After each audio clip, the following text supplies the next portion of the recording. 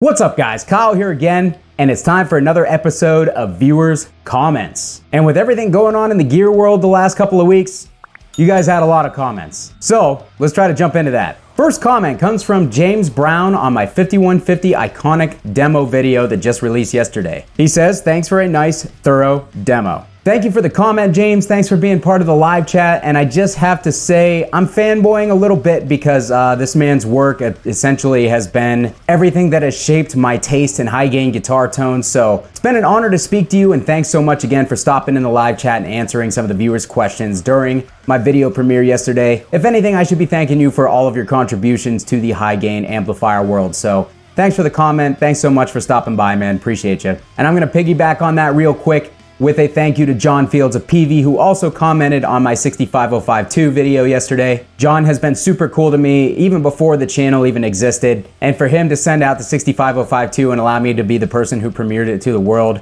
still is blowing my mind, and it's probably not anything I'm gonna get over anytime soon. So thanks a lot, John. Thank you, James. Both you guys are awesome. Keep doing what you're doing. Next comment comes from PVEVH5152. That's a confusing name. He commented on my teaser video of the Iconic and said, instantly puts a boost on it. Lol. Doesn't need one. Of course I put a boost on it. Lol. I put a boost on everything. And it's not a matter of need, it's a matter of taste. I don't know how many times I have to say that, but I'm sure inevitably that my channel will be filled with angry boomers with mush brains that think that their opinion is more important than everybody else's. Thanks. Mr. Fairlane commented on the same video and said, yeah, this is definitely not the fizz machine that was advertised. I agree, man. And to be completely honest, EVH's video I knew would kind of stir up some controversy even before it released.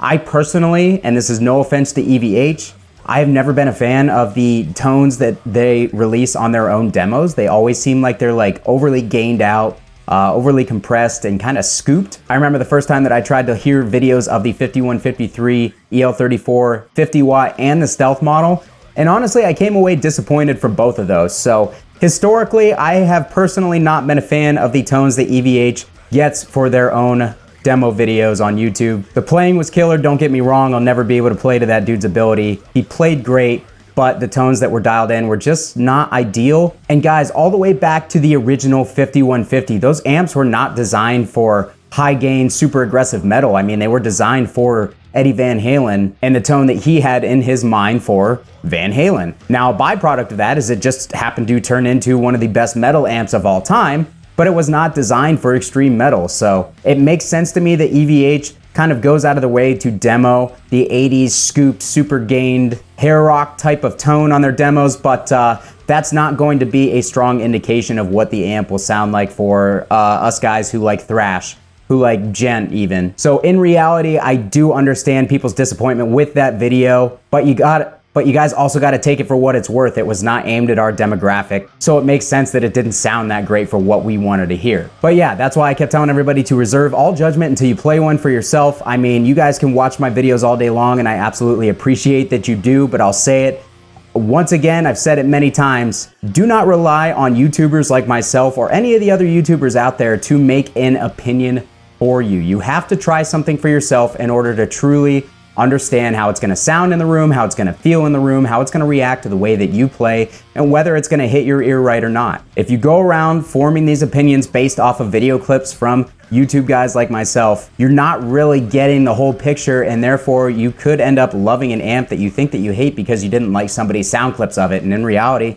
it just seems kind of silly to me. So I think everybody would be best served to think for yourself a little bit more and stop commenting on things without having actually played them. And maybe this whole subject wouldn't have been so controversial in the first place, but you know what? It was still pretty good marketing for EVH, so I don't know. What do I know? Taylor Lowinger commented on my video titled 5150 Iconic Review, which was obviously a spoof if you have half a brain cell, and said, this is a pathetic review. Everyone go look at Fluff's review of the Iconic while shooting the block letter in 5153. All right, so number one, Taylor, irony is lost on you, and I apologize for all the people who have to deal with you. Number two, yes, you guys should absolutely go check out Fluff's demo. Check out his original run through of the 5153 Iconic and check out his video where he compares it to two other 5150 models. I think both of those videos are extremely well done, and they do a great job of explaining not only the features of the amp, but showing how the amp compares to the other two amps and the differences that you're gonna hear from the Iconic versus to the other 5150 amps that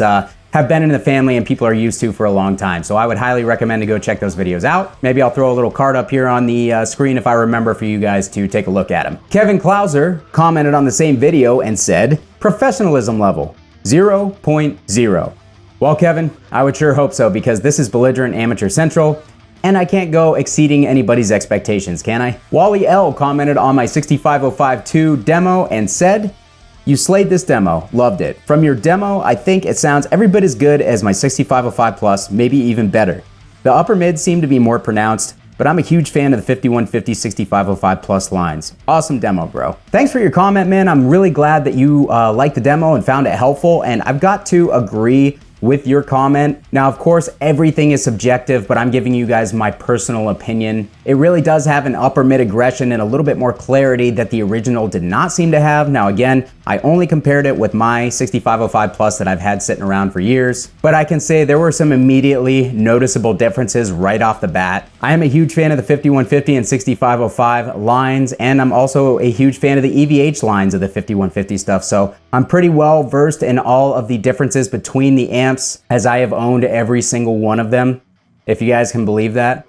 No, I lied. I have not owned the 100-watt Stealth. I need to get a 100-watt Stealth in my hands sometime very soon. But with that being said, I can usually tell right away when I plug into an amp that I'm super familiar with whether there are any differences versus what I'm used to hearing or not. And right away I noticed that the 65052 had some increased clarity and some increased upper mid aggression.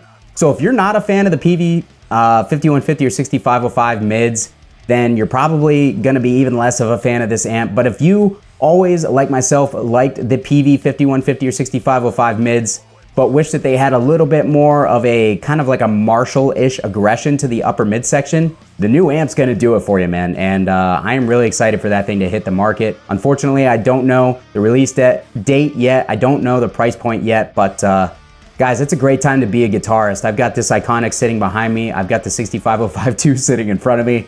It's a really cool time, especially if you're a fan of the 5150. We've got a lot of great options. All right, last comment of the day, guys. Eric Truss commented on the live video that I posted of my band from tour in Albany. I posted a couple songs up for you guys to check out, as a few people had asked me about it. And he said, digging this, dude. Great job to you all. Excellent live mix. I can hear everything. Bass tone is cutting. Great vocals too. Thank you very much, man. You guys actually overwhelmingly had a lot of great stuff, and a lot of you guys actually checked out the video of my band Bushido Code playing live in Albany that I posted. So I just wanted to take a quick minute. I wanted to thank you guys for supporting not only me and my channel, but my band as well. It means a lot to me. The band is actually really important to me. This is the first band in 17, 18 years of musicianship where I really feel like we have everything together. Everybody's on the same page, and I'm truly writing music that I'm proud of.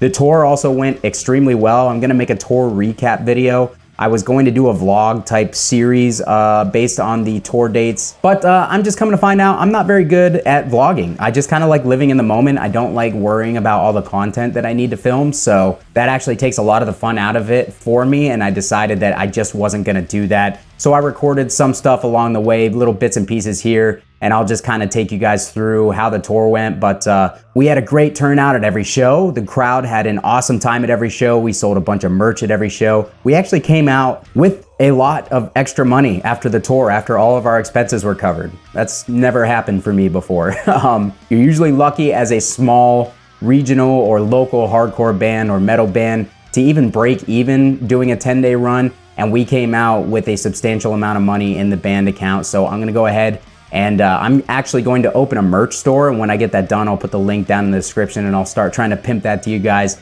in my upcoming videos. But yeah, I appreciate all the kind comments. I appreciate you guys taking the time to check out Bushido Code. If you haven't yet, please go ahead, check us out on Spotify, Apple Music, Google, Amazon Music. We are literally on every major streaming platform. We've even got a couple videos up on YouTube. Some of them are on my channel, so appreciate all the support you guys have shown me over this year. I wanted to say real quick that my goal was to hit 8,000 subscribers by December 31st. Well, it's December 23rd, and I'm at like 8,070. So you guys have been absolutely incredible. This year has been insane. I'm sure I'll do like an end of the year recap with some gear and some favorite moments or something along those lines if you guys want to see it. But yeah, it's been a really good year. My life kind of got turned upside down halfway through the year, and I tried to make the best of it, and lo and behold, it turned out really, really great. Thank you guys again for your support. If you want to continue to support the channel, down in the description of this video are my support links, including my Sweetwater affiliate link. Head over to Sweetwater, get somebody a nice Christmas gift, although it's probably a little late for that. Or get something for yourself with that Christmas money that your Nana gave you. And if you use my link, I get a little bit of a kickback from that. Or consider joining my Patreon. Also down in the description is the Belligerent Amateur Community. Consider joining my Discord group and my Facebook group. Down below, all that stuff can be found down there. Thank you guys so much for watching yet another episode of me stumble over trying to figure out how to speak like a human. I hope that you guys all have a fantastic holiday. I will see you afterwards. Kyle here again. We'll see you guys next time.